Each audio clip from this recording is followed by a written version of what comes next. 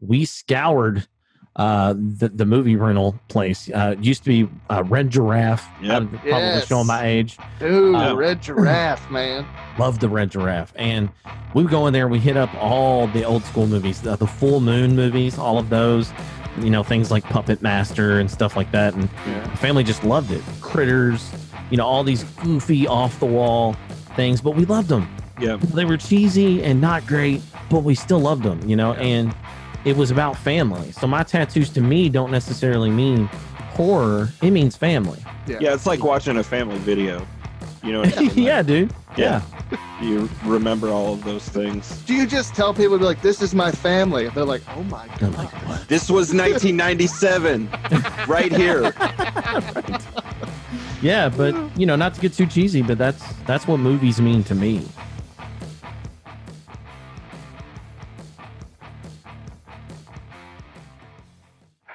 Welcome to the Dastardly Dingoes podcast, a show that celebrates all things nerdy.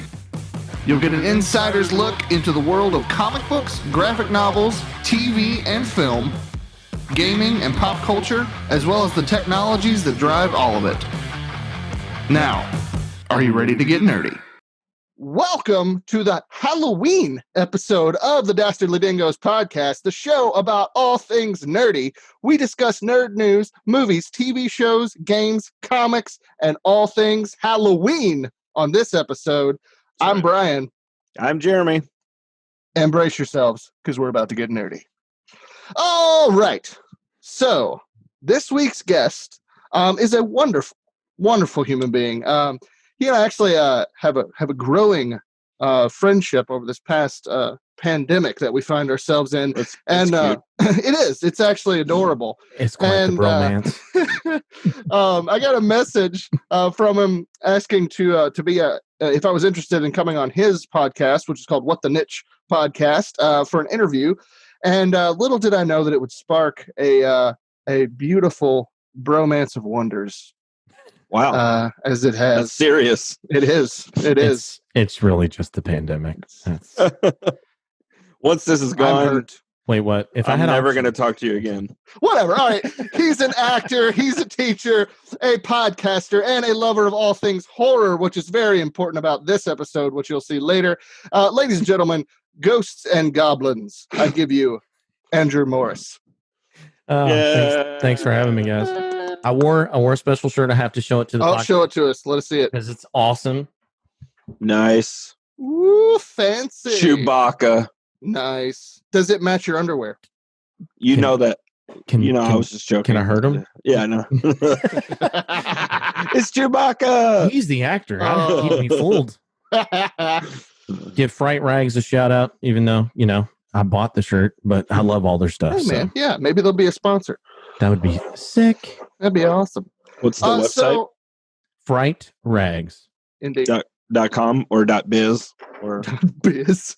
Anytime I see a website that's .biz, I'm like, oh god, you've already gone off the rails. So there's no hope. You can email them at frightrags@AOL. Okay. So yeah, hit them up. They're really savvy. They're really tech savvy. .biz. .msn. What was the first one? Was like Netscape? Netscape. Yeah. Oh man. Oh, that's great. Andrew, how are you doing, sir? How you doing during this pandemic, my friend? How's it treating you? As a teacher, man, it's interesting. I am somebody who thrives on relationships, and it's hard. Yeah. Because I'm extremely extroverted, which is probably the thing that finally kicked me in the butt to say, start doing the damn podcast. I had the idea for it for a long time. And so I've been trying to deal with that and getting out when I can, and trying to make connections with my students the best I can via this format, which it's very hard. I imagine that's got to be super difficult being a teacher right now, dude. Good grief. So just dealing, just like anybody else, I guess, man. Yeah. Trying to make the best of this toilet fire that we have. It's not a dumpster fire anymore. It's just straight toilet turd fire. That's what's happening right now. That's gross. Yeah, I know. Just want to get as graphic as possible. Yeah, he's like, I don't like your analogies. I'm out. He's like, I quit. I'm done. I'm surprised he's lasted this long, honestly. Oh man. Well, let's jump right in. Absolutely. You're here for a reason. We want to get to know you, and what do we're it. doing this season is a little thing called "Get to Know Your Dingoes." Because we're now, sir, you have been knighted as an honorary dingo. You're allowed to come on the show whenever you wish. Does that mean I have to Talk about speak in a whatever you want. British accent the entire rest of the show? Now it does. Yeah, that's Oh, it. No, but people have to start calling you sir now. Exactly. Yeah. Sir Dingo, actually, Yeah. Sir Dingo Andrew. I love it. I love it. Thank you. No problem. Hey, we're just here to give. That's all. We're here for you. You have to redo your letterhead, right? Indeed. Stationery. Yeah. I'm getting new cards printed as we speak. Update that LinkedIn profile. I'm on Costco as we speak. Oh man. So the first question, we ask a couple questions, same ones for everybody, just to get it going. The first one is, what kind of nerd are you? Because there's a lot of different kinds of nerds, It's true. specifically. So what would you classify your nerddom as?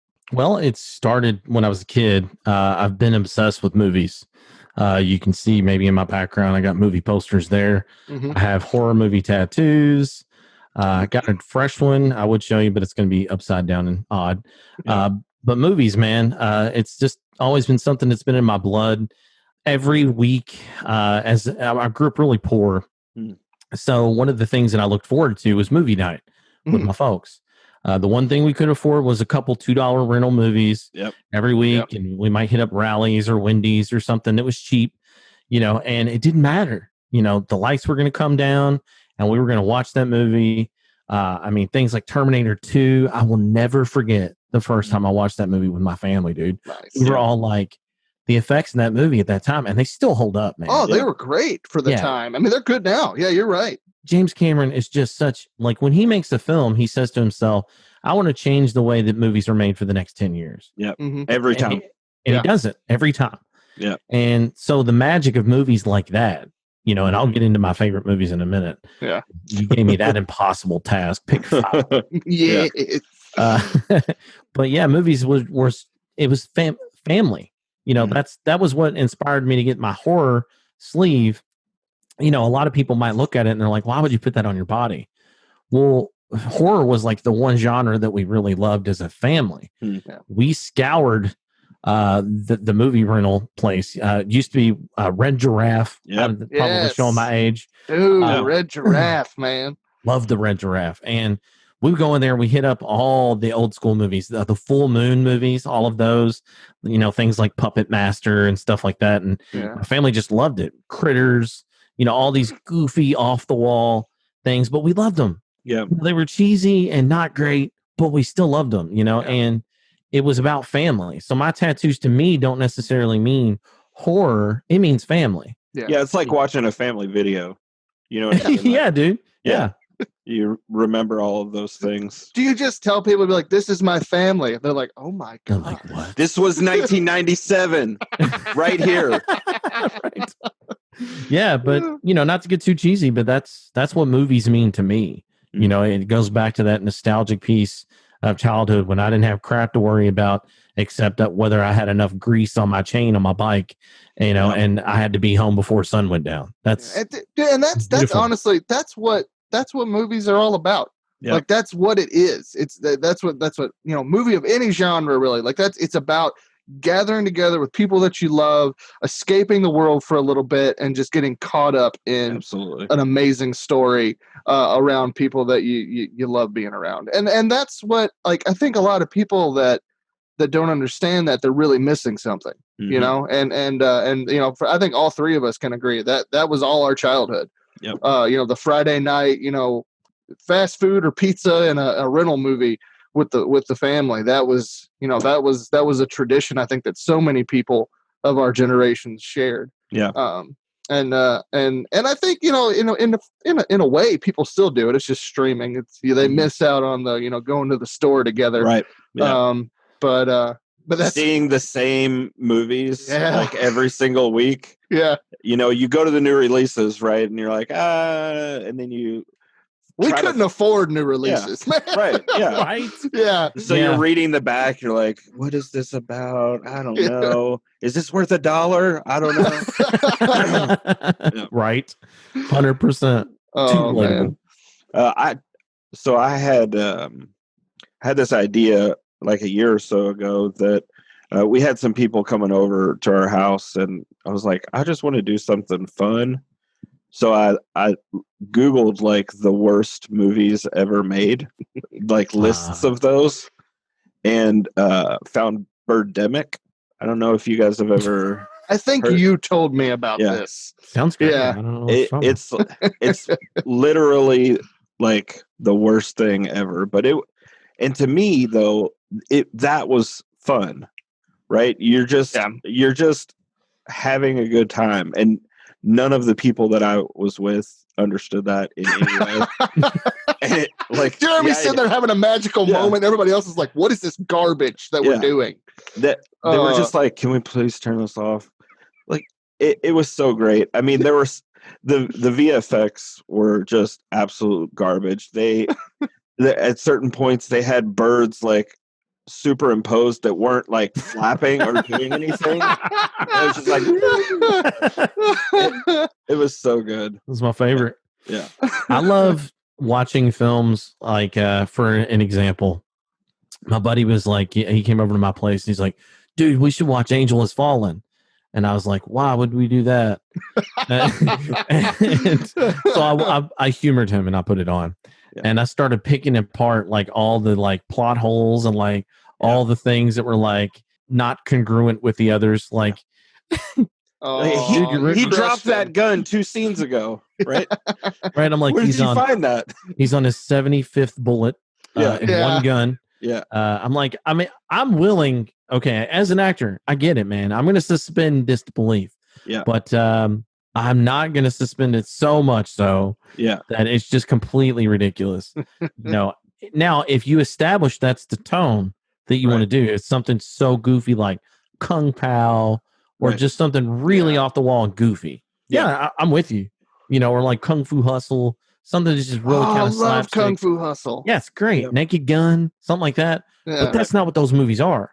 Like it's supposed to be kind of like real, a little bit, and it's like, I can't do this. Yeah. So you would classify yourself then as a movie buff nerd? Yeah, film, and that's me. Even more specific horror. Okay, but film in general, I just love movies. Period. So that's cool. So you're a movie nerd. What is your top 5? I know you said it was really difficult, so. I had to, if I were screen sharing with you, I literally had to put down a script because this was hard. Yeah. Because, I've probably seen, I don't know, 20, 30,000 movies. I don't know, a lot. I worked in Hollywood Video for 2 years. Probably watched 3 or 4 movies every single day while I worked there. What Hollywood Video did you work at? I worked at the one on Dixie Highway. Okay. Yeah, well, there was 2 actually. I worked at the one in PRP. Okay. Yeah. Because they did like a year or so, it was more than that. Before they towards the end, they started doing the VIP. Yeah. Or the MVP, I think is what it was. I had to sell those. Yeah. I did that for 2 years. I would come in sometimes, I knew the people at my Hollywood Video because I would come in and I would rent 3 movies. I'd go home, I'd watch them. I'd go back after I was done, I'd go back and get 3 more because you could do it all day, every day. Right. I had a police officer who was a security guard at night. Like he went and just sat at a parking lot. So he had like a DVD player, portable DVD player. Yeah. And he would watch, like you said, 3 movies a night, and I would kill his shift. And he would just bring him in every night. And I'd be like, "What's up, John? How you doing, buddy?" Yeah. I knew him. Yeah. So I love those programs. That was the easiest sell in history. Yeah. Yeah. Yeah, it was great. It was kind of like Netflix, but for a video store. Yeah. Right, exactly. Blockbuster did a similar thing. Yeah, they had to. Yeah.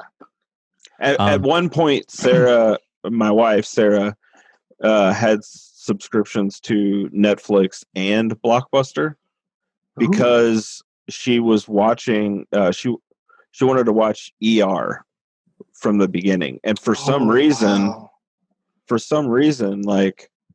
neither of them had all of the discs for all the seasons.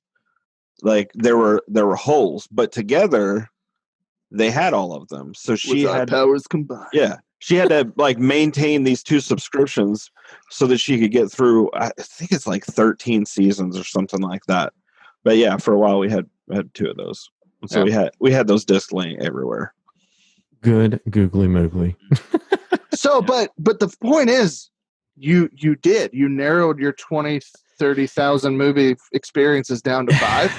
Yeah, Did it happen? It did, and I had to. So I got to preface this with saying, so this is maybe not necessarily my 5 favorite movies. Okay. But movies that made an impact for whatever reason on the fact that they changed cinema.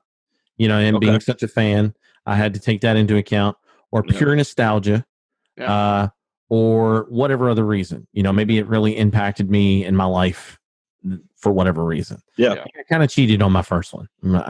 Okay. Oh, I cheat on my first one too. Ooh, I do. The Passion of the Christ. Remember what? Is that at the top? Jesus Christ Superstar. If that's your top movie, something's wrong with you. What's What's the movie that you love? I love to watch Jesus get tortured. Why would you ever want to see that and that be your first movie? I was just guessing. Sorry. Damn, dude. I'm gonna guess. I'm guessing. Can I guess? Lord of the Rings. That it really should have made the list. It should have made the list because that's my number one. Is all 3 Lord of the Rings movies. I absolutely adore those films. You're not wrong, cheater. But I can get tired of them. This first trilogy, so I did cheat. This first trilogy, I've still never gotten tired of it. I can put it on anytime. We'll watch it all the way through, and that is Indiana Jones. Oh, excellent choice. I'm not counting Kingdom of the Crystal Skull for obvious reasons. Yeah. The South Park episode, see that for anybody that wants my opinion on it. It's literally verbatim what I feel. But Indiana Jones, man, it's just that beautiful piece of nostalgia. And I remember the first time I watched Raiders of the Lost Ark, and that was real movie magic, man, because it was all practical effects and it was archaeology. I think every 8-year-old boy wanted to be an archaeologist. We didn't even fully know what it was. Yeah. But we're like, I want to do that. Yeah. I want to dig up stuff and see people's faces melt off. Let's do it. You're like, yes, this looks awesome. Your mom's like, all of it? I don't know. I'm worried about you now. Yeah. I was watching a video on how they did that face melting scene. And I've seen it. It took them like an hour just to describe how they did it, like the steps that they went through. It was awesome. It was such a cool process to watch too. And then is it the video where they reenacted it as well? Yeah.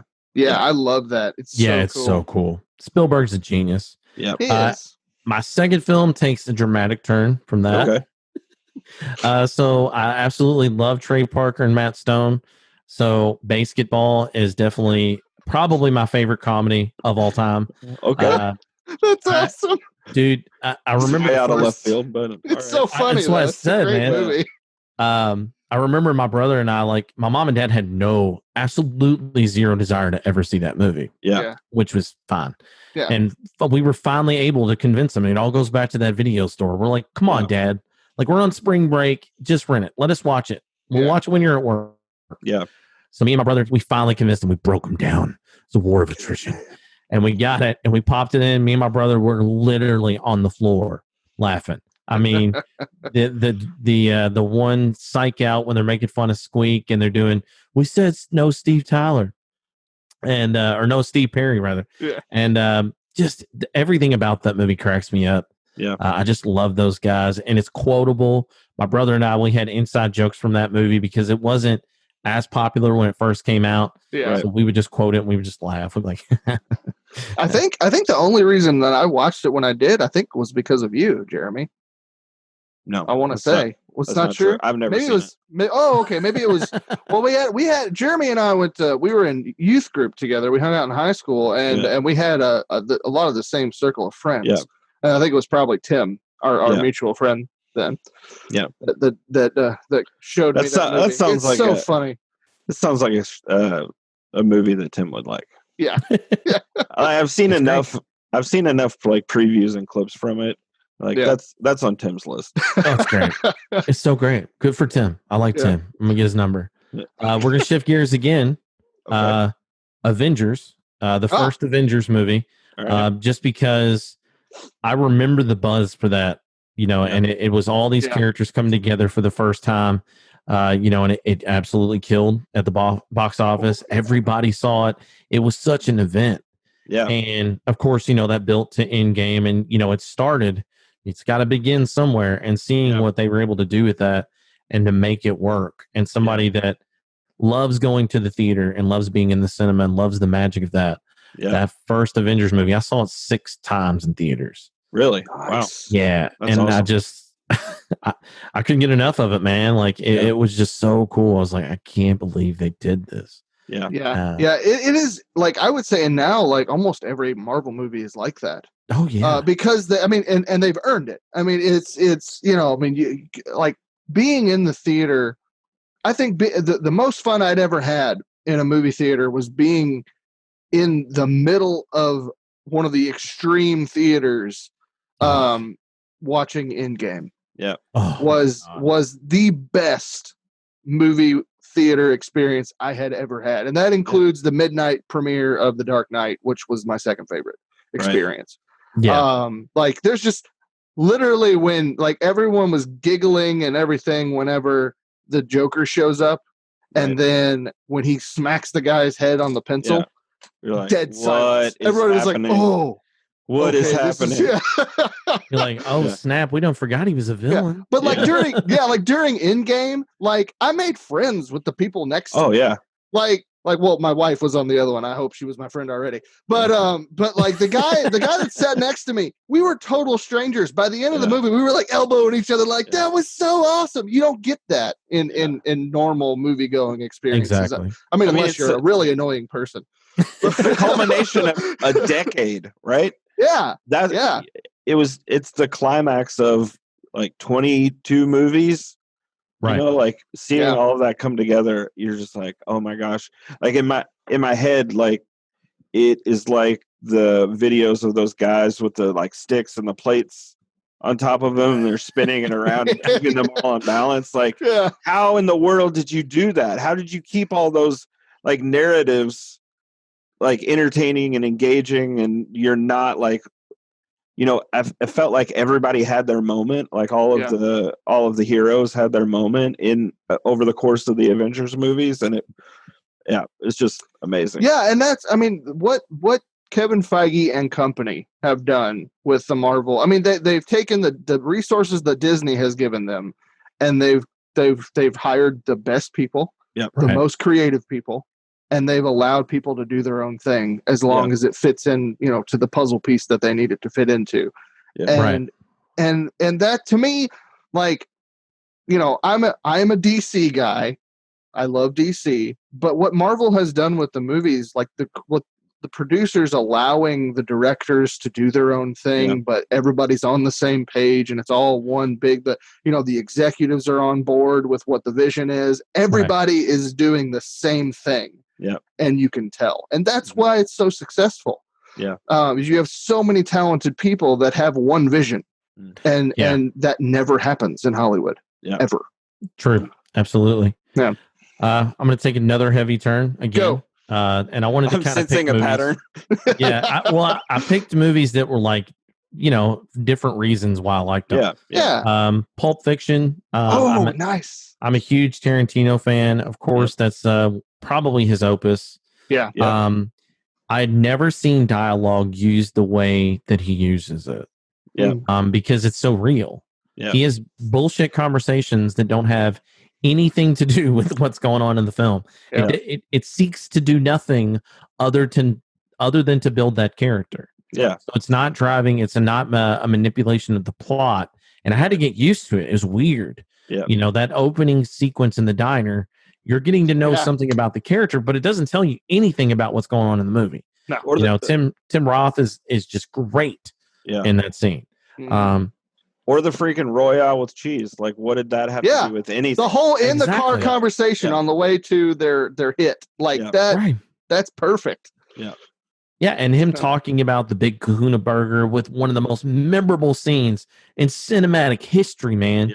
you know, and him giving a Bible scripture after that, and I will strike down upon thee with glorious vengeance. And you're just like, I've never seen anything like this. Nope. Yep. And it just blew my mind just for the way that he was able to build narrative while also creating these amazingly interesting characters. Like every character in that movie, you're interested in. You're like, okay, all right. You know, and even the bad guy, you're like Marcellus Wallace. You feel bad for him. You know, spoiler alert, the movie's 30 years old. You know, after he gets boinked up the butt, you know, he's no spoiler a different alert for that now. No. right. So it's just such a cool movie. Like the soundtrack's great. Uma Thurman's amazing. I mean, the casting is just absolutely outstanding. Yeah. So of course I had to pick that. And then for my last film, this is it's something that it kind of fell under my radar, and I think it fell under a lot of people's radar because it drifted into the shadow of a little movie called The Matrix. Okay. You might have heard of it. Yeah. So Equilibrium came out right around the same time, and I think it got kind of overshadowed because it's an amazing movie. Yeah. Did it come out? It came out. Didn't they make it? Was it the same time or did it come out right before? It was around the same time. It's like right in the same time. I looked it up. It's like within 6 months. Oh wow. So yeah, that's tough. We're talking about one of the greatest sci-fi movies of all time, which The Matrix would definitely make my list too. Yeah. But I wanted to try and pick like things that were kind of a little off the path. Yeah. But Equilibrium for me, that opening sequence, when he comes in with the guns ablazing in the dark, and all you can see are the bullets tracing through the dark, and then you see the two glowing bits of the barrel. Yeah, that is one of the best scenes I've ever seen. Yeah. Right. Just incredible. So it had to make my list for that reason. And I'm a big George Orwell fan, so it feels very 1984. Yeah. So that's my 5 on that. All right. Awesome, man. Well, so now this is the Halloween episode for the Dastardly Dingoes podcast. So what are your top, and you've already said that your horror movies are near and dear to your heart. What are your top 5 horror movies of all time? Well, the first one I pick it because it's the first movie to ever scare me. The first movie I have on memory of ever actually scaring me. And that's Poltergeist. For me, I don't know, man. It's odd, especially now. Paranormal films are still my favorite. Brian and I am an atheist. I don't necessarily believe in a lot of things like that, but ghosts and possession films freak me out. I don't know why, but they just do. And Poltergeist, it's attached to a beautiful memory. I watched it with my cousins in Bowling Green. I remember to the day. It's crazy. I was like 6, maybe 5. Okay. And, but yeah, dude, it just sticks with me.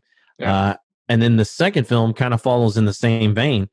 I hadn't had a movie scare me like Poltergeist until this movie. Okay. And I'm a big fan of James Wan, and I think everything that man does is pretty much gold. The Conjuring is nearly a perfect film. The lighting is amazing. The sound is amazing. The scores in all of his movies, Insidious, that is one of the most unnerving scores I've ever heard. But The Conjuring, the relationship with the family, it really brings you in. And then, of course, with the story of Ed and Lorraine Warren, I always found that to be interesting anyway. So what he was able to do with that film, I just thought it was so effective. And the white. What did you think of the second one? I absolutely adored it. I can't say it for sure, but I could argue that it might be better than the first one. I don't completely disagree with you. I think the only thing that wins over the first one for me is just that initial falling in love with that story. Yeah. But they did a brilliant job. Let's go to Britain. Let's go to England, and we'll make it completely different. While also, keeping that American bit in there with Ed and Lorraine, and they travel across the pond to the story. That was brilliant. I'm really excited to see what he does with the third one. I think that the spinoffs of those have been good. The Annabelle, the first film, was okay. And then Comes Home is super scary. And then Origins, I think is what it is. Creation. Annabelle Creation. Okay, yeah. It's good. I have only seen the first one, and I, like you said, I did not care. It wasn't It's okay. bad. Yeah, it just I was like, okay, it's what I expected it to be with a spinoff. You need to I watch the felt other the ones. same way. Yeah, we've talked about that before. I They're good. plan on it. Actually, I plan on doing it this month. So, but no, I feel the same way about The Nun as well. Yeah, the Nun's okay. Yeah, like it wasn't like I honestly, the thing that gets me for The Nun, I think The Nun herself is terrifying, So and good. she's excellent. The actress that plays the nun is so good, and she's an amazing antagonist. And the tone of that movie is what the spooky fog swept cemetery with the old church that's got a forever dungeon in it, and Yeah. it's just a really cool, your typical haunted Halloween type setting. Yeah. Is what I really dig with The Nun. A big cliche, but it was okay. Yeah, exactly. Yeah, I was like, I know what it is going into it, but I'm gonna have some fun anyway. As a big Silent Hill fan, one thing that they did in that film that kind of irritated me, there was a sequence in which she's walking back into the main chapel, and there's all these nuns, and you can't see their face. Right. You probably remember the scene. Yeah. And it's the exact scene from Silent Hill. When Really? she walks through the hallway, and there's all the nurses, which I just so happen to have tattooed on my arm here.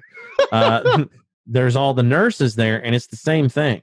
Yeah. They're a little more twitchy with the nurses, which makes it creepier to me. Yeah. Silent Hill is one of my all-time favorite films. I didn't put it on this list for a couple different reasons, but yeah, that was the thing that irritated me. I was like, this goes beyond, like, this is the same scene. Yeah. Like, it's carbon copied. I'm cool with influence, and I'm cool because we all have that, but it just felt too similar. Yeah. But moving into my third movie, going to a little bit more modern movie. It's a couple years old. I've watched it probably 6 times now, and I think it affects me just as deeply every time. I think you talked about it on one of your episodes. I believe you did. It's Hereditary. For me, I know, you definitely did, because you said the first time it wasn't as impactful to you. Mm-hmm. And then upon a second viewing, it really messed you up.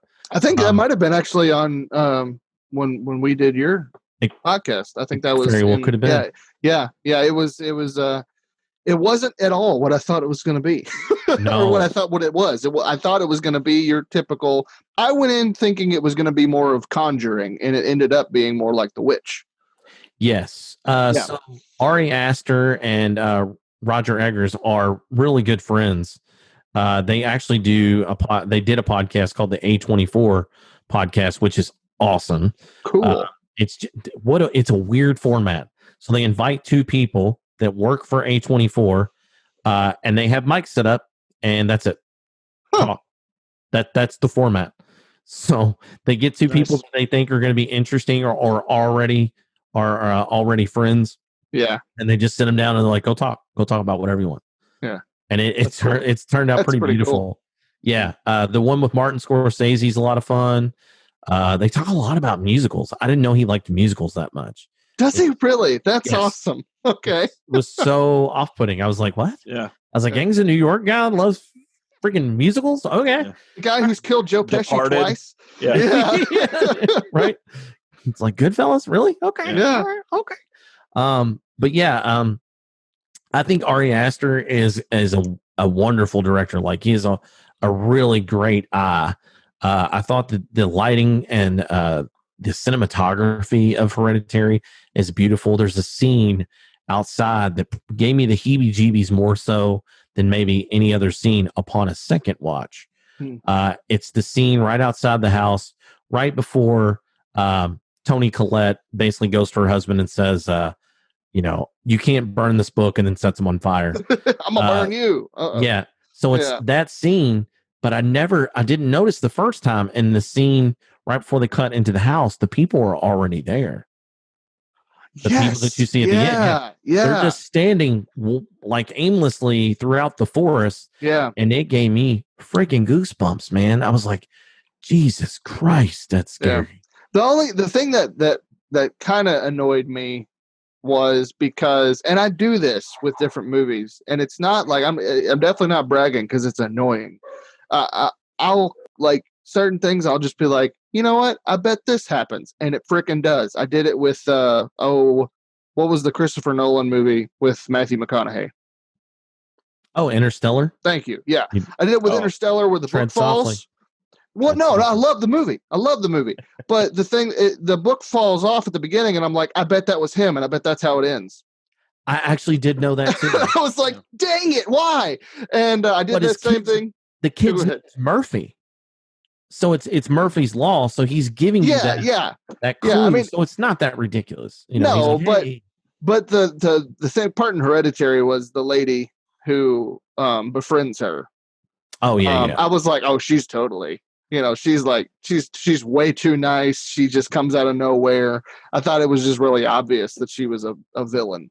And not knocking the movie at all. Like the second time I watched Hereditary, I was like, this is brilliant. Cause like I said before, like I watched it the first time and it just wasn't what I expected. So I was like, I didn't really care for it. And I couldn't get out of my head for a week.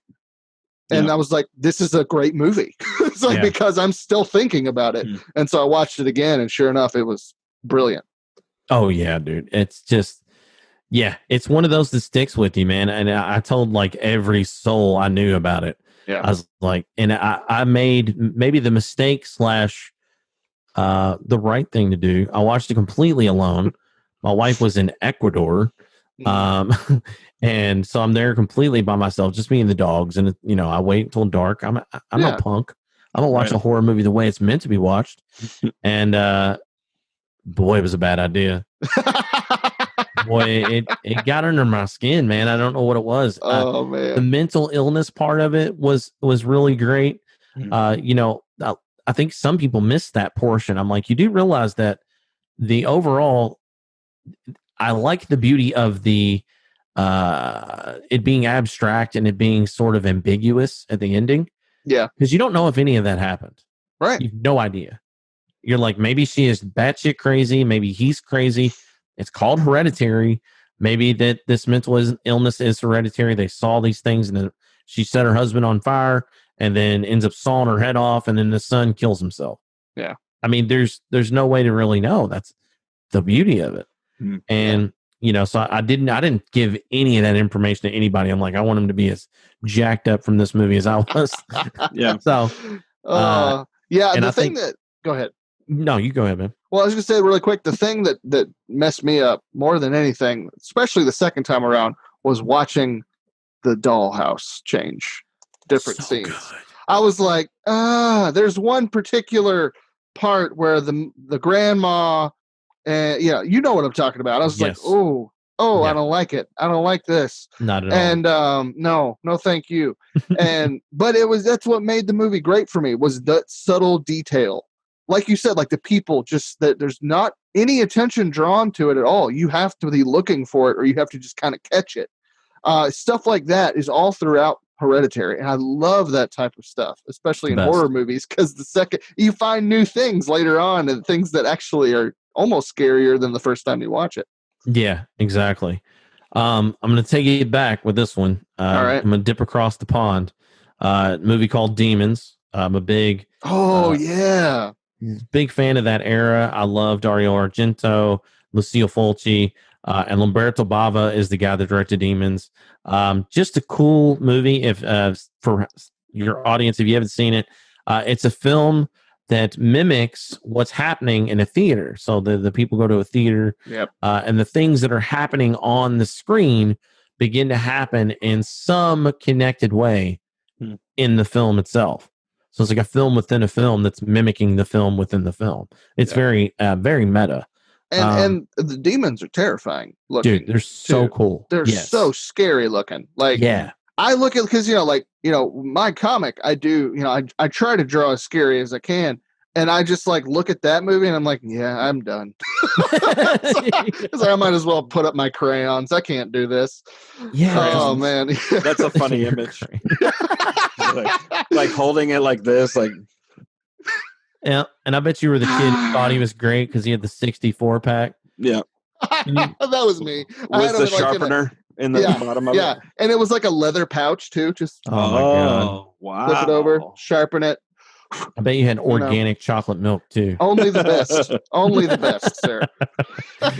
That's awesome. But you're not wrong. Out. The effects that they did in that movie, the oozing green out of their mouth, the yellow eyes, the teeth that were like not even, they were on top of each other. It looked like and they were like out shark. of their mouth almost. Yeah. It was so gnarly. Yeah, it was so different, and the mask that they had at the beginning of it, that was the thing that they put on that caused the whole curse and the beginning of all that. It was just so cool. And it was just unlike anything I'd ever seen. And I do remember that movie messed me up a little bit. I actually saw that movie before Poltergeist, which is weird. Okay, how old were you when you saw Demons then? Probably 5 the first time. yeah.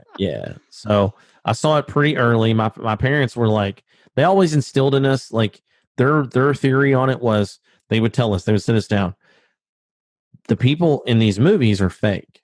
You don't need to worry about this. This is not real. Yeah. What you do need to worry about are people out there. You need to be cautious of that stuff. So for that reason, they didn't let us watch The Silence of the Lambs because it was so real. Yeah. Hannibal Lecter is based on a bunch of different serial killers that could be your neighbor. Right. Yeah. So they were like, that's too real. We're not going to let you watch that. So I didn't watch Silence of the Lambs till I was like 15. Yeah. And absolutely adored it, of course. But yeah, so I grew up, my parents were a little bit kind of hippie-ish on like what all they'd let us do.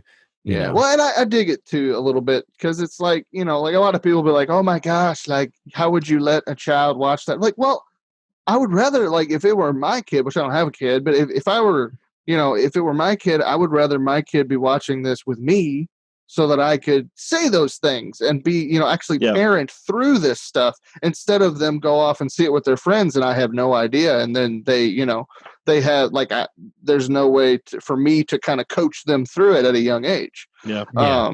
And I think that's actually responsible on many levels to walk kids through. I'm a big advocate for letting for having horror for kids and also allowing kids to watch horror in general. There's a documentary for Scary Stories to Tell in the Dark that's pretty much all about that. That's I think what the documentary, the purpose of it is, because that's what the author of those books, that's what he was all about, was kids need to be able to see this stuff and process this stuff because they can. And we shouldn't, keep this from them because it's actually healthier to introduce these things at a younger age than to wait and keep them in a bubble. And then all of a sudden you see the reality of death and all of these other things hit them all at once. And then they don't know what to do with themselves. Right. So you create a kid that's scared of everything. Exactly. Because a horror is a beautiful catharsis for me. I get to go sit in a dark room and stare at the things that scare me head on. I can choose that. Yeah. And it's better to kind of get that out of the way. And local director Nathan Thomas Milner, me and him he's a wonderful dude, just so talented it's gross. It actually, that is so accurate because he's such a good filmmaker and he's such a humble guy and super nice. And I mean, he gave me my first shot in comics, and then he draws and so well, amazing. I actually my day job, I work with a guy who went to high school with him, and he was like, I can't stand that guy. He's the nicest guy in the world, but he would always draw better than me, and I couldn't stand it. I mean, we're all a little petty. And I'm like, I mean, I understand. He's extremely talented, and that the best part is he's extremely he's a wonderful human being. He really is. But he made, imagine this, because he's good at everything. He made a really poignant point about individuals that go to these horror conventions and things of that nature, because he's done a ton of them as a horror film director and a horror artist and things of that nature. And he's like, everybody that's at these conventions is really chill. Yeah. And he's like, I think you can attribute it to the fact that we're constantly staring fear in the face by choice. Yeah. We take these things that other people might cringe at and we stare at it head on.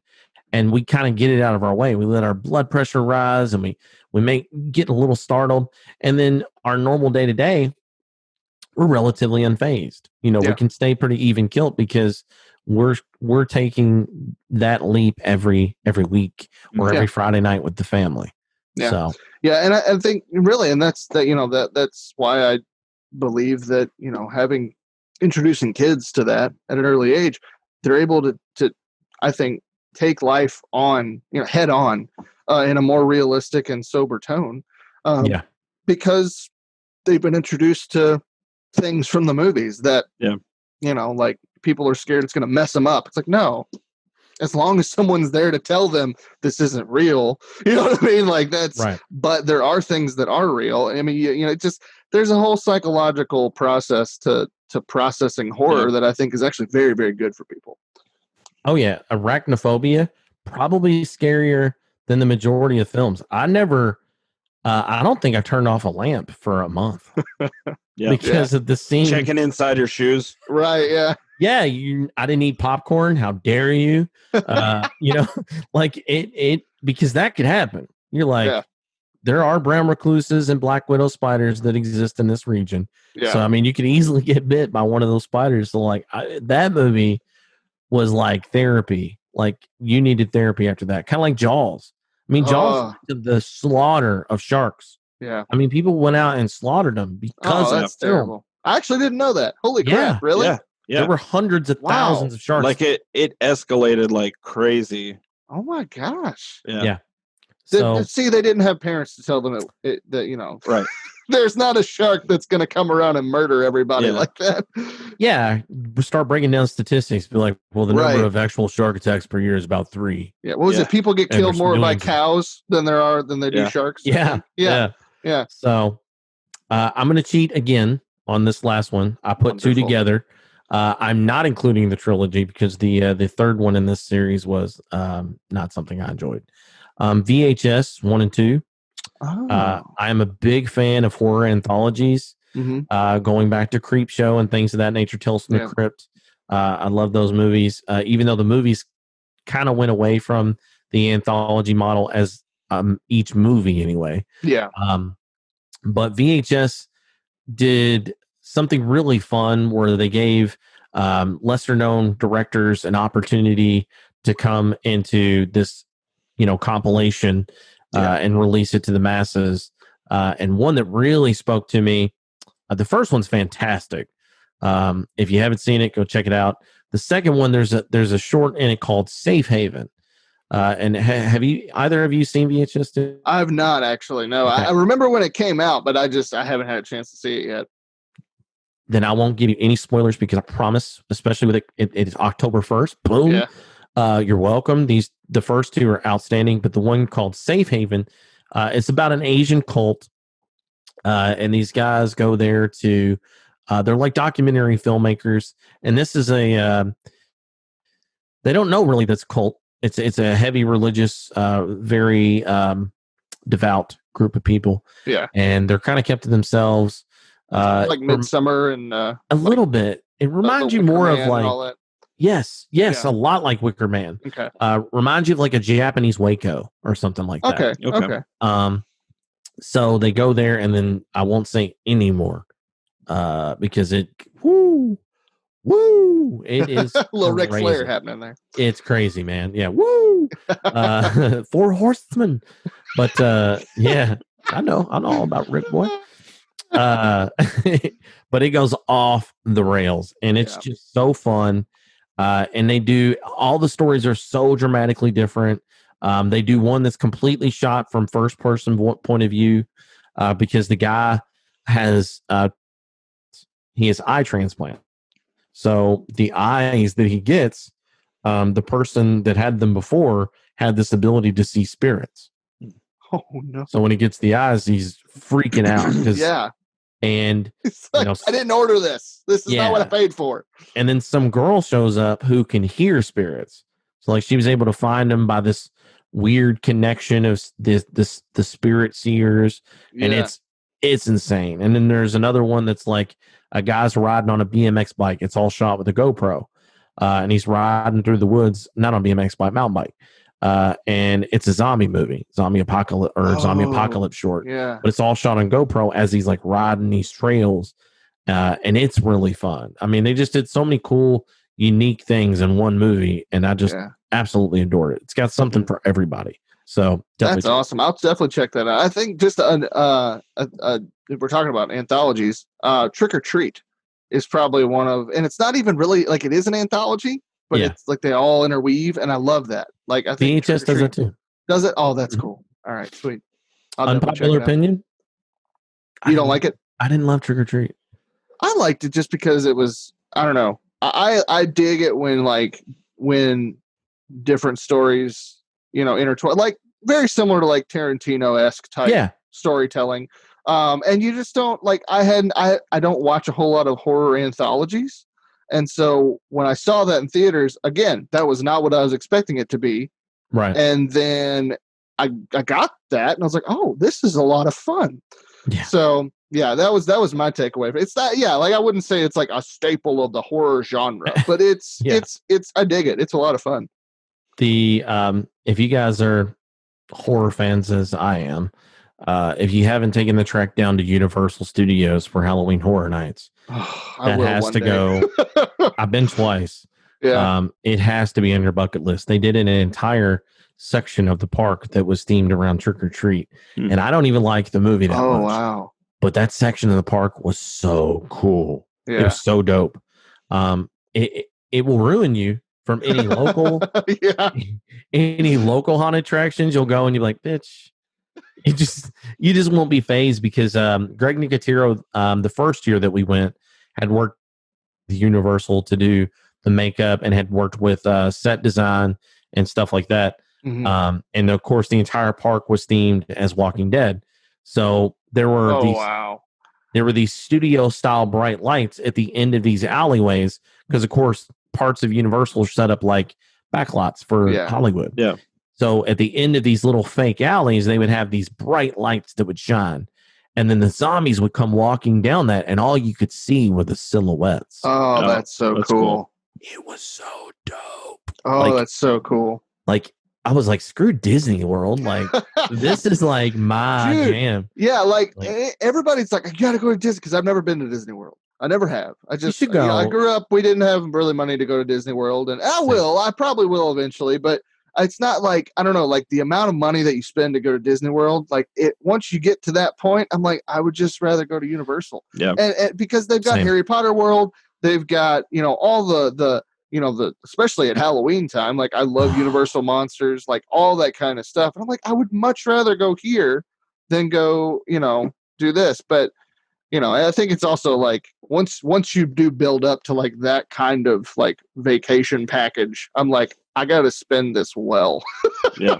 And I don't know. So that's if you go, you got to stay in Cabana Bay. It's one of the, it's set like the 50s. Yeah. So it's all like themed like at the 50s or whatever. And you get early admission to the park.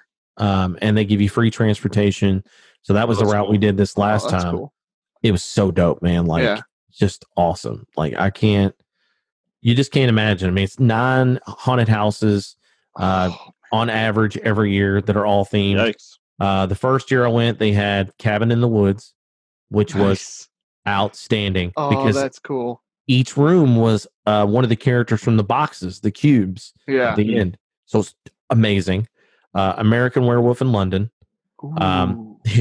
It was so dope. My wife has never seen that movie. Wanted to go. Really? Oh, man. And she wanted to go through that haunted house 3 times. She was like, that is the coolest thing I've ever seen. The wolf transformation, they did it with animatronics in a series of 4 rooms. So as you go through, there is the most realistic animatronic you've ever seen.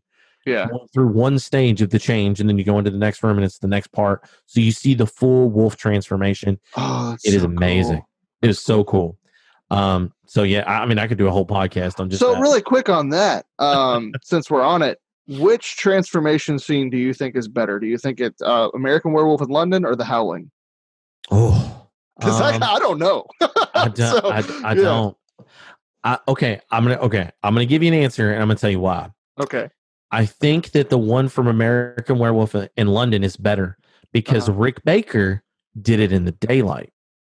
So Okay. he made the decision. He's talked about this. He was like, I wanted to showcase my work.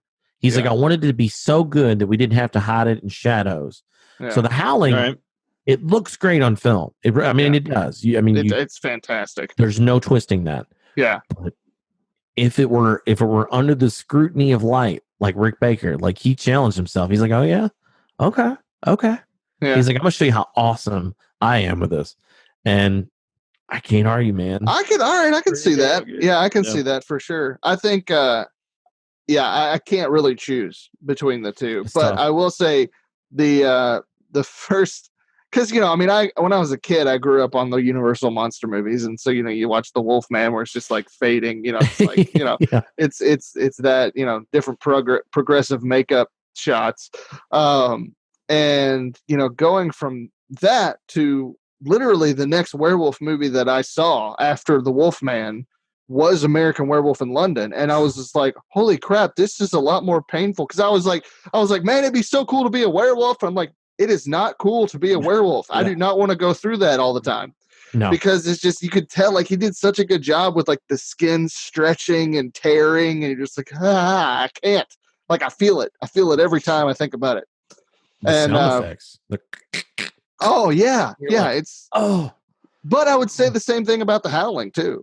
yes. I mean, they do the same kind of thing. It's just, it's a little bit more, it's just different. I don't know. Yeah. I can't really say. But yeah, I do like the adding the fact that he did it in the, with the brightly lit room. Does add a whole new level to the FX, at least. That's for sure. And that's actually, I love practical effects. So like both of those movies, I'm of like, course. so wonderful. Yeah, I mean, when you're a horror fan, like there's just the element of knowing that it was a real thing. Yeah. That just adds so much more to it. I mean, when you see CGI, which is great. I mean, when used properly, if you watch, that was my qualm with Drag Me to Hell. I mean, I have a real love for Sam Raimi. I mean, I love that man. Mm-hmm. Evil Dead 2. Evil Dead 2 is fantastic. They're great. I mean, it was Spider-Man. Spider-Man, of course. Yeah, Spider-Man is awesome. Yeah, for sure. I mean, that was another one of those moments in your life that you're like, of course those movies don't hold up, but you watch them and the effects, you're like, this is the greatest thing I've ever seen. The first time you saw it. And, but the CGI in that movie killed it for me. Yeah. Now I looked at myself and I'm like, man, come Sam, what are we doing, buddy? Yeah. Like, you're the man with this kind of stuff. What are you doing? And he caught a lot of flack for that. And then when he came back to, he did the first episode of Ash versus Evil Dead, which is such a good series, so fun. And oh my God, that first episode is so good. I actually haven't watched it yet. So it's on my list as well. Is it still on Netflix? It is. Yeah, I think it is. I think it's still on Netflix. I checked like a month ago and it was there. So I think it's still there. But, they'd like to drop everything. So I don't know. But no, and honestly, talking about practical effects, I recently watched an amazing documentary on Shudder about Tom Savini. And he was, if you don't know, for our viewers, Tom Savini was like the practical effects of the horror movies, especially in the 80s. The guy was just, I mean, he worked on so many films. He directed the remake of the Night of the Living Dead, which he actually talks about in the documentary. It was the worst experience of his life, which is sad. That's the case. But the movie's great. I really dig it. It's so much fun. I actually watched it again the other day. But if you have Shudder, or if you want to check out the 7-day free trial, do it. It's it is October, and definitely check out. There's 2 documentaries that I would recommend, and then we'll move on to the next question. Is the Tom Savini documentary and the 4 hour and 25 minute long documentary. Oh, and now I forgot the title of it. In Search of Darkness? There it is. Yes. Yeah. Thank you, horror movie buff. I got you. Yeah, thanks. Thank you. Shutter.biz, right? Yes. And if you have any problems with your account, email them at Hotmail. Exactly. They'll take care of you. Sexy horror movie mama 69 at hotmail.com. at hotmail.com. Yep. So I have to make a confession. We're just talking about horror movies. I think I can count the number of horror movies that I have seen on two hands. Oh wow. Yeah, Jeremy's not a big horror guy, but you're starting to change that though. Yeah, a little bit. Yeah, I just never really got into horror movies. To me, when I was younger, it seemed like just low-hanging fruit. It seemed like all the horror movies were just like, let's figure out a new way to do a jump scare, and that was all. The whole purpose of the movie was, making you jump. Like they just figured out different ways to do that. And I don't know, it just never appealed to me. But like Brian said, I can't call myself a film nerd if I've completely overlooked an entire genre of movies. So I began like looking at, like lists of great horror movies so that I can go back and kind of fill in some of those holes. In fact, I watched The Exorcist today. Today.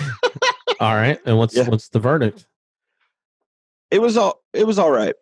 Here are some of the thoughts that I have. I think there was a lot of like downtime, like slow parts of the movie, like a lot of I'm walking down this hall for what is an uncomfortable amount of time. At least it felt that way to me. Or like cars pulling in driveways, or thinking about the scene toward the beginning of it.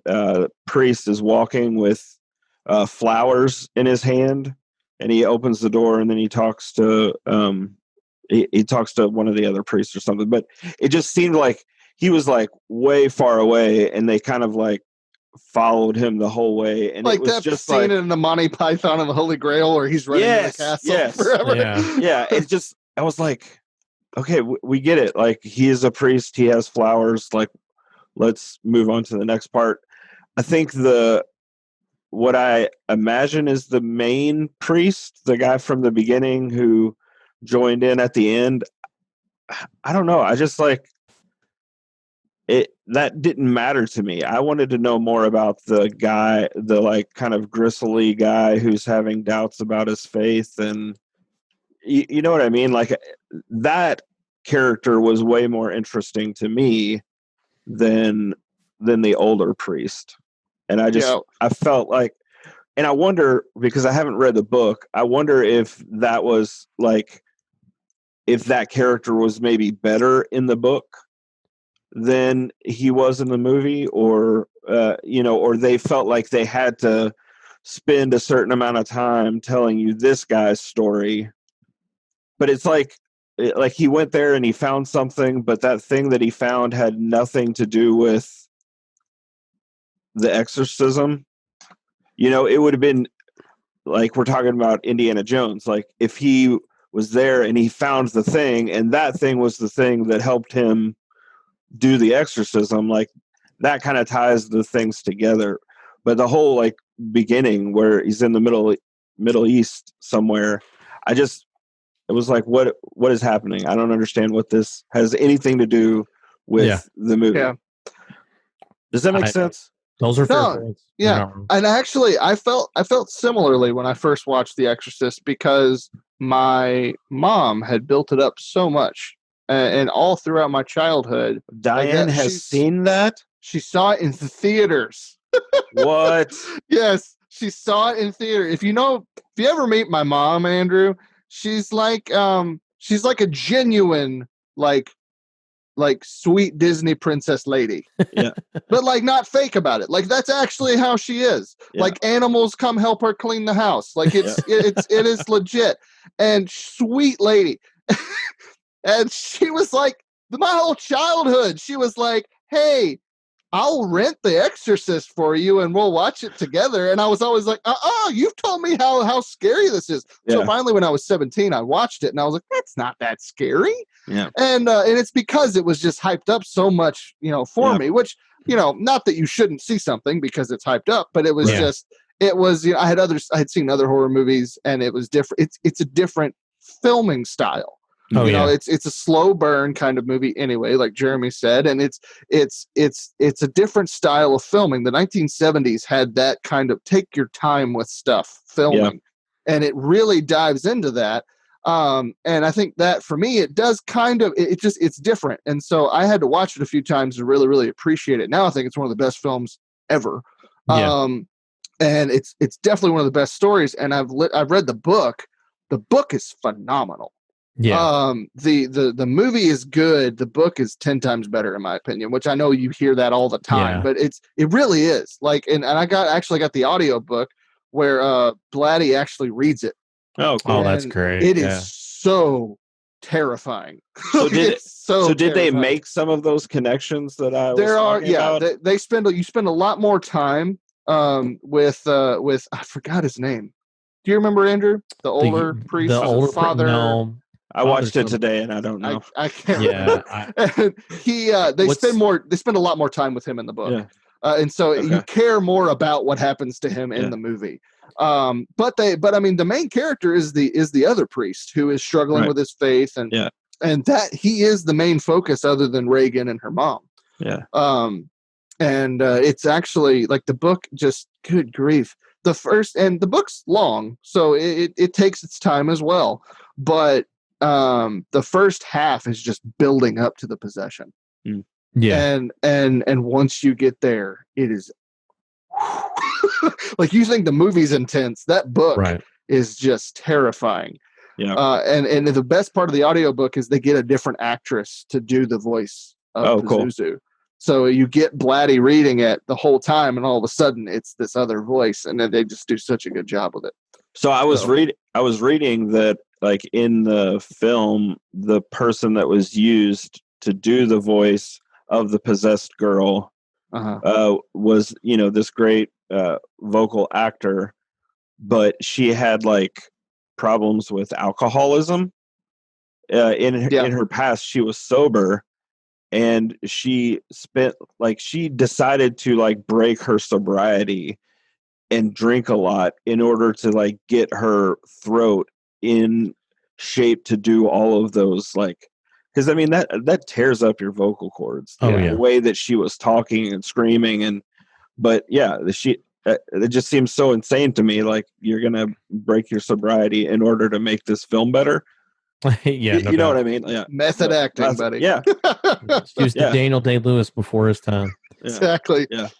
If you're a fan, there's a podcast series called Inside, and it's called Inside the Exorcist. And each season he picks a different film. He's done Jaws, he did The Exorcist, he did Psycho, he did Philadelphia, which was odd. Interesting. Yeah, it was such an odd. I don't know why he never described why he did that term. That's weird, but I'd listen to it. That's very interesting. It's amazing. It's on the Wondery network. If you've ever listened to anything else from Wondery, their production value is outstanding. Yeah. It's just super dope. Like the stuff that you just talked about with her voice, he talks about that. He talks about William Friedkin. He actually goes back and talks about William Friedkin winning for Best Picture and French talking Connection about that night, right? And the French Connection, and he talks about Linda Blair, and he talks about, God, why is her mom's, the actress's name spacing on me right now? He talks about her, but it's a really cool dive because it gives you a little dash of information about everybody involved, and it talks about that's really like, cool. Yeah, it's dope. What's it called again? It's called Inside. So if you just look up Inside Psycho, you'll find it. All right. Yeah. I'll do that. It's amazing. Whenever I watch a movie, I spend probably the same amount of time as I do watching the movie, like deep diving in like Wikipedia and IMDb. Like, I read the trivia for the movie and all the actors in it, and things like that. Like, I like knowing the backstory either before I watch the movie or while I'm watching the movie. You know what I mean? I feel like It means more. You set yourself up. You're like, oh, this is that scene that I just read about and why this is cool. And to me, like, this is totally opposite of the way my wife thinks. She doesn't want to know anything about any movie or any show. But for me, I like knowing some of those things because then I can like, okay, I appreciate that because I made a point to appreciate it. If that makes sense. Yeah, I like watching the movie and then watching the special features and then watching the movie again. That's my process. Yeah, I just did that with Francis Ford Coppola's Dracula. I wonder if that would make me like that movie. It might, because I used to not like it, and then I'd forced myself to watch it because I love Gary Oldman, and his Dracula is so good in the first half hour, especially when he's old. And I was like, oh, it's so like I want to like this movie, and I finally made myself like the movie. and really, like I really did a lot of research in it. I invested some time in learning how the process was of making the movie, and I watched the behind the scenes stuff. And one of my favorite comic book artists, Mike Mignola, was involved as well and did a lot of the design work and did the comic, which I have he did the costumes. He did the I have the hardback, a big oversized hardback black and white comic of the movie that he drew. And so, yeah, I'm on board now. You should go that route because it worked for me. So maybe it'll work for you. Because at first I didn't like it. I'm like, why is Keanu Reeves in this? I love that guy. He took the words out of my mouth. Like, he can't. You know who was gonna be? I'm hunting vampires. Oh, that's better. That's actually better than what he did. And I love Keanu Reeves, but me too. Terrible in that movie. Do you know who was supposed to be Jonathan Harker? Which this is going to make you real mad. Johnny Depp. Nice. Johnny Depp was supposed to be, because he wasn't big enough. It was Francis Ford Coppola's call. He said he's not a big enough star right now. And he we should get Bill and Ted. He had just did Point Break. He did it was like the beginning of the 90s. Like Keanu Reeves was the rising action star. Yeah. All right, Andrew. You've got your podcast, What the Niche. And we want to know, like, what was the genesis of that? Like, why did you decide to start a podcast? What was the process like for you? For anybody out there that might be thinking about doing their own podcast. Yeah. So the big bang for that was. Oh, touche. Touche, my I was friend. like, I had the joke came to my mind. Yeah, you did. I'm saying it. You atheist. It's fine. No, it all stemmed. Actually, it stemmed. I was going to call it Those People. I was going to use this provocative name. Oh, wow. To kind of get people to rope them in. And because my buddy and I, he is a libertarian. He's a Christian as well. I had him on my podcast, Dusty Sutherland. And Dusty's a good guy. I like Dusty. He's a wonderful dude, man. Yeah. Like, he's one of my best friends on the planet. He's actually getting ready to sign me on as his godparent for his kiddos. Absolutely adore them. They're wonderful children. Nice. So would you call yourself, like, I guess, an auxiliary parent? Is that... I see what you did there. I like it. Yeah. Parent number 3. This is back and forth. Yeah, pretty much. But we were having this conversation, like, because we legit changed each other's mind, because I would shut up and let him talk. Yeah. Because initially I had it built in my mind that he was a completely different person than what I thought. Because he had said just a couple things, and I'm like, all right, I already know who this person is. Yeah. But I didn't. So I shut up and I let him talk, and he shut up and he let me talk because I had a Bernie Sanders sticker on my car. He wore Ronald Reagan t-shirts. And I'm like, oh my God. Yeah. So you're like, I already have built a narrative for this person in my head. Yeah. But that wasn't true at all. And we started to learn things about each other. And like, we had these, because we worked in sales, we worked in car sales, and slow days in car sales are slow. Like, we might see 1-2 customers in a 9-hour day. Oh, wow. And sometimes we work bell to bell, which means you work open to close, which is a 12-hour day. And if those days were slow, you had 4 and 5 hours to talk to these jackasses you worked with. So we did a lot of talking. Yeah. And we really, worked this out. And we had this, we made up a sitcom one day. We were sitting back in the break room. We were going to call it Those People. And he's like, you should have a libertarian living across the street. And then you got a Republican and a Democrat living next to each other, and they're at odds. While meanwhile, the libertarian's just looking at them both like, you're both the same, and like the voice of reason or whatever. Yeah. And so that stemmed into, well, why not? Let's do a podcast. Yeah. And Braxton, my boy Braxton, he was actually making the designs for me, and we were going to do a podcast. I was going to do the podcast called Those People. We looked it up. He did the work that I should have done, and he looked it up, and there was actually 2 other podcasts called that already. And he's like, hey, bro, I don't know how to break this to you, but there's 2 podcasts called that already. Yeah. And so me and him literally brainstormed for 20 minutes about the name. And then when I came up with that idea, it shifted it from thinking about focusing on just, people, being like, oh, it's those people. With every episode that I do, I try to write a love letter to that niche. Okay. So all of my intros are highly produced. I write a script for every single one. I find unique music for every single episode, and I give a story about that niche. Or it's poetic musings in a way, I guess. Yeah. It means a lot to me that people are willing to give me their time. So I want to give them a show of appreciation in a way that I can. Mm-hmm. So, I've had musicians on my podcast, and I talk about what music means to me and what music can be. And then Brian's episode was one of my favorites. And I'm not just saying that. doing that opening. If you look behind me, there's a whole new little weird bookshelf back there. Yeah. Filled with comic books. Yes. One I of us. One of bought us. them all, right? And I bought them all since I had him on the podcast. No Wow. shit.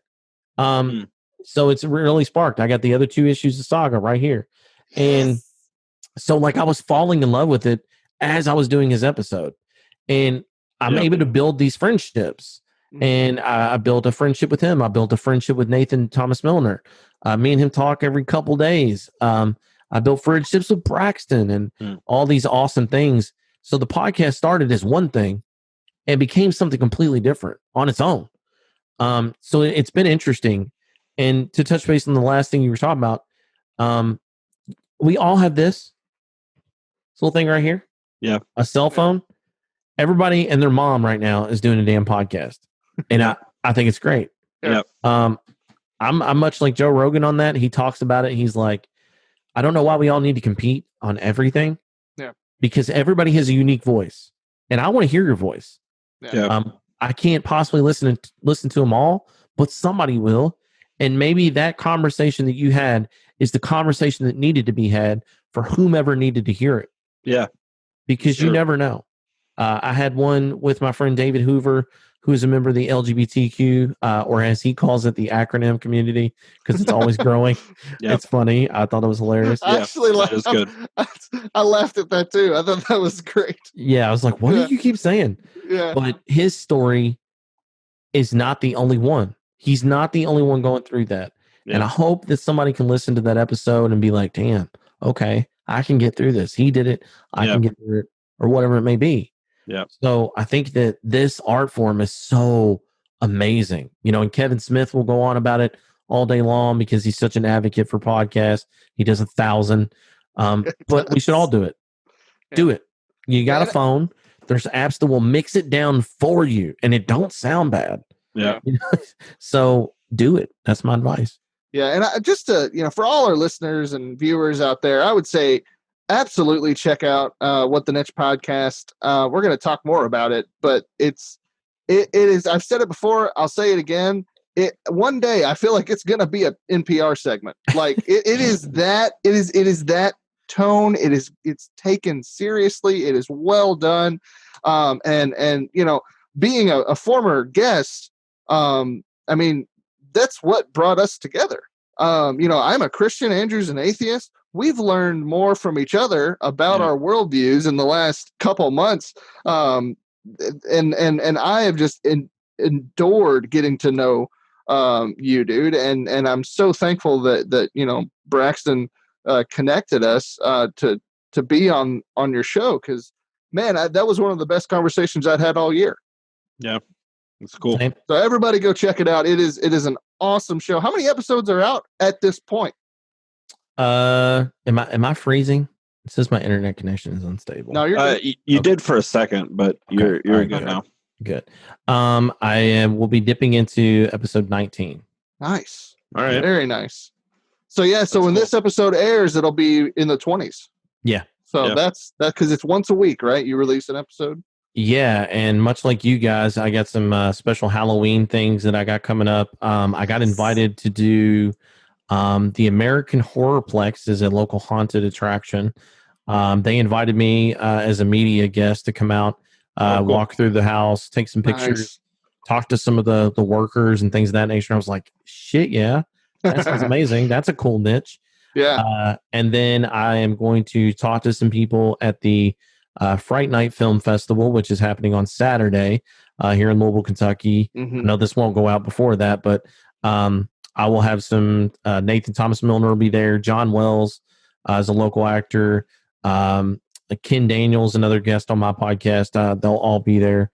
So I'm really excited to maybe chat with them a little bit, talk to some of the people who go there and cover the niche of, the horror obsessed and kind of like what you guys are diving into here. That's great. That's cool. That's awesome. That's awesome. So as a podcaster, what would you say are some of the greatest challenges that you face, especially getting into it for your first season? The same thing that I will praise is that there is so much content is also the greatest thing to overcome is saturation in the market. How do you set yourself apart? Yeah.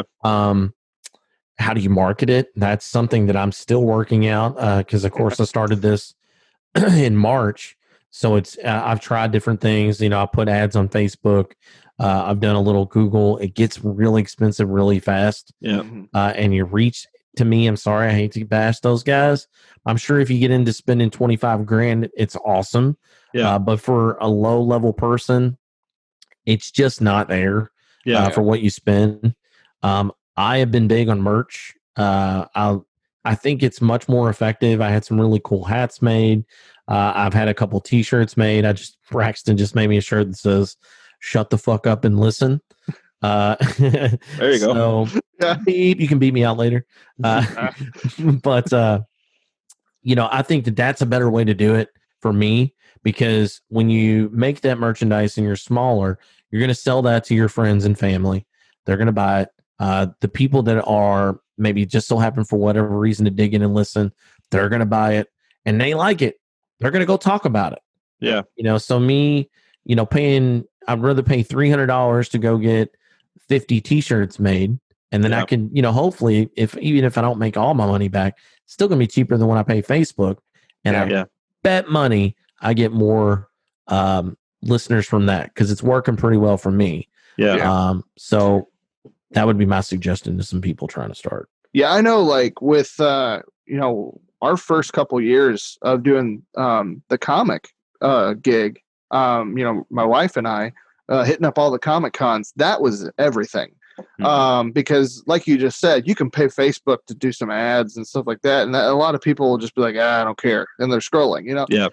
You get in a convention center where people are there. They may not be there to see you because they don't know who you are, but they'll see you. And especially the more you're there, the more they'll see, the more that they keep seeing you with your booth. And they're like, okay, so maybe year 3 or year 4, they'll actually come up to you and talk to you and buy something. Yeah. And it's that time invested is much more profitable than paying an ad. I mean, if you're going to spend $25,000 to do something, you're going to get your money's worth, maybe. But in my opinion, especially with comics, and I believe even podcasts, it's a community based thing, and you can't buy that. Really, I think the organic, getting in front of people, handing them a T-shirt, talking to them, that connection is a lot more valuable to me than just people who would see an ad. And don't get me wrong, I appreciate those folks too. But to me, it's a lot more rewarding to be face to face and have those interactions for sure. So we've talked about your podcast, but you are also a teacher. So tell us a little bit about that and maybe how being a podcaster and being a teacher, maybe some overlap there. And Yeah, there's a ton of overlap. It's about meeting people where they are. Okay. So if you want to have a good engaging conversation, there needs to be that push and pull. And education is very much the same way. So like if I were to approach every single year with 150 new faces, the exact same way that I approached it the previous year, I go, I already have lesson plans. I already know what I'm doing, and I change nothing, and I keep using the same stuff, and I don't make adjustments to it because the personalities are going to be completely different every single year. Mm-hmm. Music taste change, film taste change. I'll never stop using my Avengers references. They'll just have to get over that. But you kind of have to grow as a person every single year. I think if you go in as the same teacher you were the year before, then you're really not doing yourself a service or the students. You got to grow. Yeah. And I think you have to find as many unique ways to engage them because they are young and it's such an unprecedented, weird time to be a youth, I guess, someone young. Because they have this phone that's in their possession all the time. It's just instant gratification. It's always going. Everything's go. And they've always had it. I know that we're all old enough that I didn't have my first cell phone until I was 17. And I had to pay for it. My parents weren't going to. They were like, "What? What do you need a cell phone for?" My mom was like, "Here, I don't want you to die. Take mine." I was like, "All right, approaches. Cool." Yeah. 2 different approaches. But so with that stuff being there, I kind of have to do a song and dance. If I'm getting up there and I'm doing the same old lecture, I'm like, "All right, today we're going to learn about art. You're going to learn about Leonardo da Vinci, and click. It's locking up on the slide. Could someone go get it?" So when you're in the classroom, I always find it interesting because it's kind of like acting, and I am a part-time actor as well. Mm-hmm. You have to put on this show, and it's that was one of the things that I didn't expect as a teacher. I worked in a factory before that making whiskey barrels for 10 years. Hot factory, 115 degrees in the summer. Gross. Dude, it was awful. Yeah. And, I just had an asthma attack thinking about it. That's all. Right? Oh, God. And there was dust. And it was dust. Oh, I would just die on the spot, wouldn't I? Literally, your kryptonite was my Your life bar is just like... Bringing it back to the nerd moment. I had 4 hearts when I walked in this place. Damn it. Where's the lit treasure chest? Come on. Right. I need a door that only opens one way, like Resident Evil. Or let me break all the pots in this room and hopefully there's a heart in it. Did you see there's a video that somebody posted to get off topic, but she's like, what it would be like to actually live with Zelda. And Zelda's like grabbing all the things in the kitchen and smashing them on the floor. His name is Link, sir. Oh, sorry. Well, it's a girl in the video playing Link. That doesn't matter. Okay. Zelda's the princess. I don't care. Did you assume Link's gender? On that. It's 2020, bro. Link, that's not his name. That is not that character's name. Yeah. Link. Zelda is the person that Link goes on the adventure to rescue. Okay. Sorry. So guy, girl, doesn't matter. His name is Link. I don't care. I just do laugh at the people who will like cut your throat if you call Link Zelda. It's just like, oh my gosh. Yeah. It's like Frankenstein and Frankenstein's monster kind of situation. Yeah, that's fair. Oh yeah. That's true. That is true. That's a good comparison. And it's horror related. Look at you, sir. Yeah. I am so proud. I did it. He's grown. Yeah. Here's your brown belt in horror. Good job. No, that's not true. He's one stripe white belt. Yeah. I've only seen 7 horror movies. He's a half stripe white belt. As I was saying brown belt, I was like, that's not right. That's not a fair nowhere analogy. Near. No, you just gave him a lot more points. Yeah, like that. They're all brown belts. It's just different stripes on it. I mean, depending on how scared you are, they are all brown belts, That right? is true. Yeah. Whoa. Oh man. I forgot what I was talking about. You said you were a part-time actor. children. And, the children. Remember the children, Andrew. This is going to get mixed like that episode of South Park that they kicked off Chef. I want to touch the children. You're like, holy shit. Oh no. Yeah. Isaac Hayes, you done messed up now, buddy. Yeah. It's like putting on a show because, I mean, you're there to entertain the kids in a way. I want to be the educator, but I understand that I didn't want to listen to people that, I didn't like. Mhm. So I had teachers like, I don't give a crap what this person says because I don't like them. Yeah. So people don't learn from people they don't like. So I try to be somewhat likable, and it is weird that I'm such a people pleaser and like I like it. I want everybody to like me. But in the teaching position, you care less about that and you care more about them actually getting something from it, whether that be, learning how to turn things in on time, because that's going to translate to them being on time for work and, being a decent citizen in general, actually keeping friends. Because if you keep making plans and show up 2 hours late, people are going to be a little pissed. Yeah. So if at the end of the day, if they don't remember the artist that I teach them about, if they don't remember, because I try to do contemporary things, if they don't remember who Banksy is, okay. But if they remember how to, have a civil conversation with somebody else in class about things that we disagree on. And we talk about heavy things. Last year we did protest songs, and I played Blood on the Leaves, which is the song about lynchings in the South.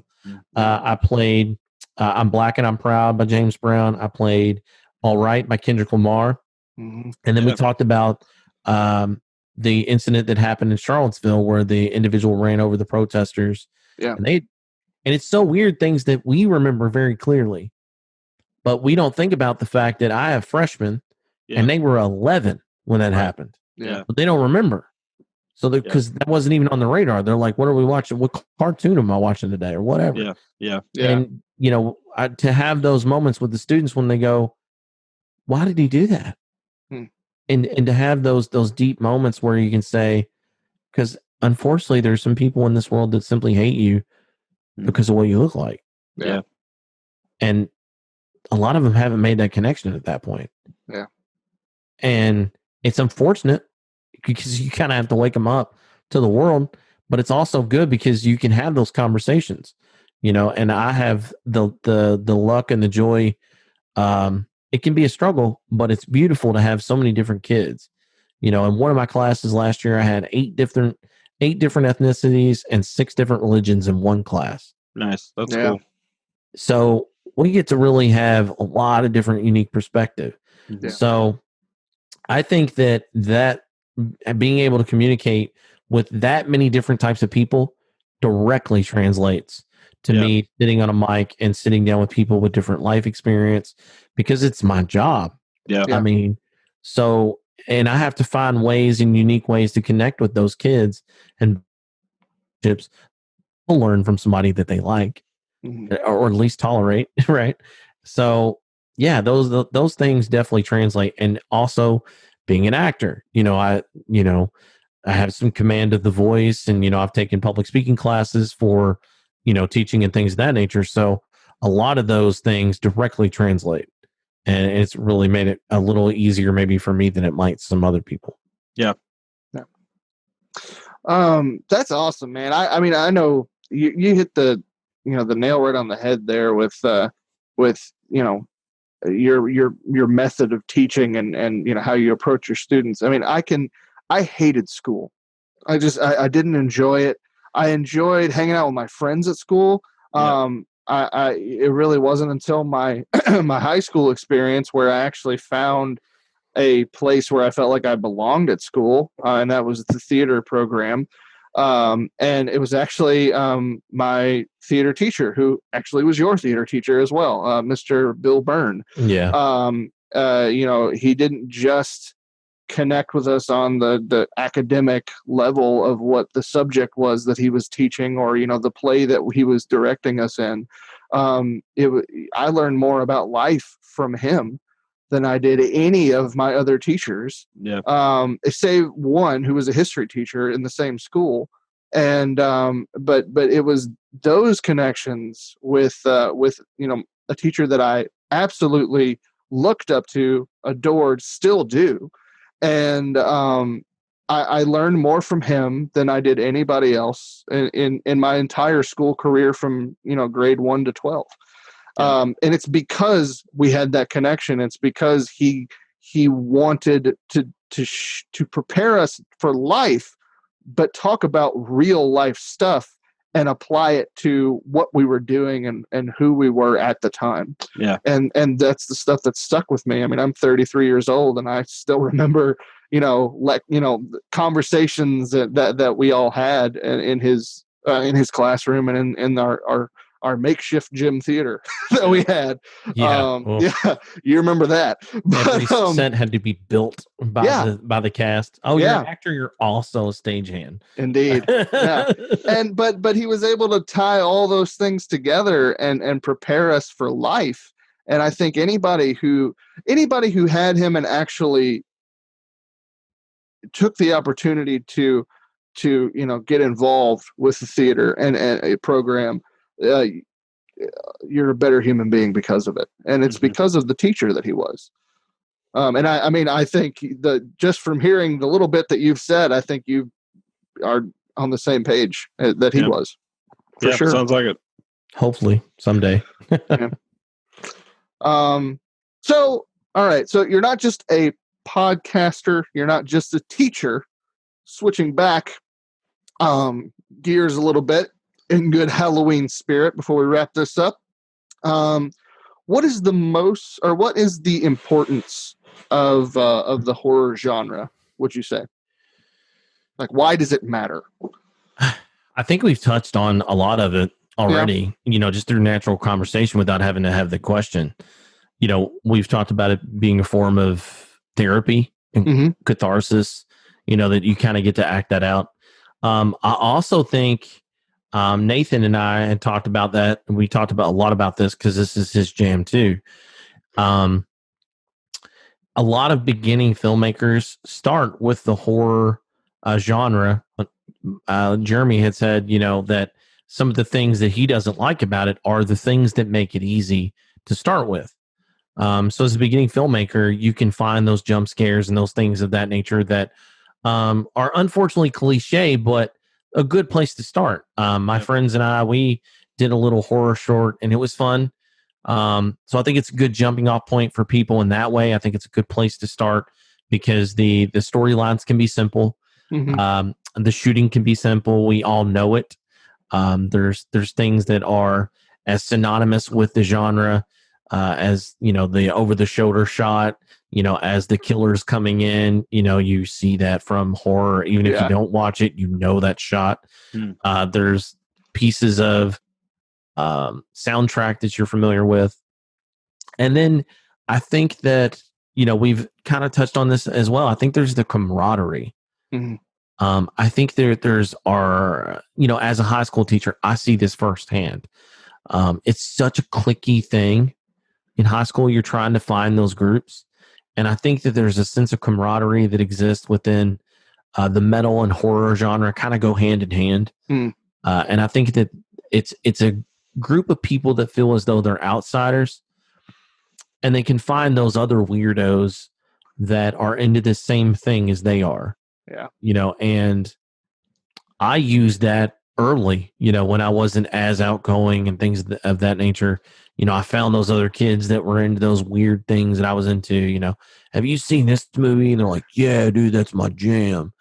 And so you're able to build those relationships. And I think that these conventions and things of that nature, I know you've been at a ton of them.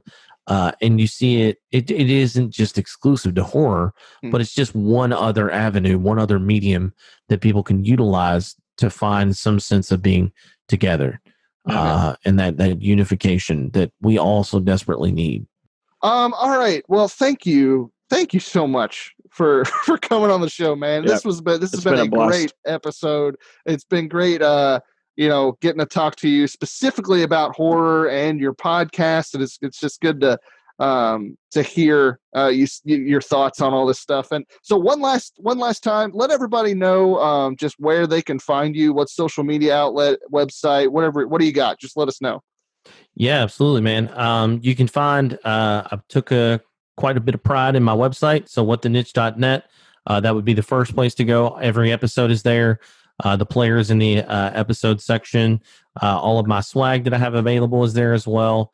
You can find me on Instagram at What the Niche Podcast. You can find me on Facebook at What the Niche. You can find me on Twitter at What the Niche as well. I don't Twitter much, but so the others would be better options. Well, thanks, man. Thank you again. And everybody, please go ahead and go and check out What the Niche Podcast. I promise you are going to absolutely love it. It is one of the best podcasts out there. Andrew does a great job and has some phenomenal guests. So thank you all for tuning in to the Dastardly Dingo podcast. Remember to hit like, subscribe, and share with your friends. Smash the like button. Yes, do it. And What also the hit that bell so that you'll be notified when we have a new episode.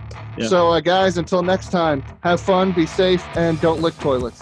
See you later. Bye. Bye.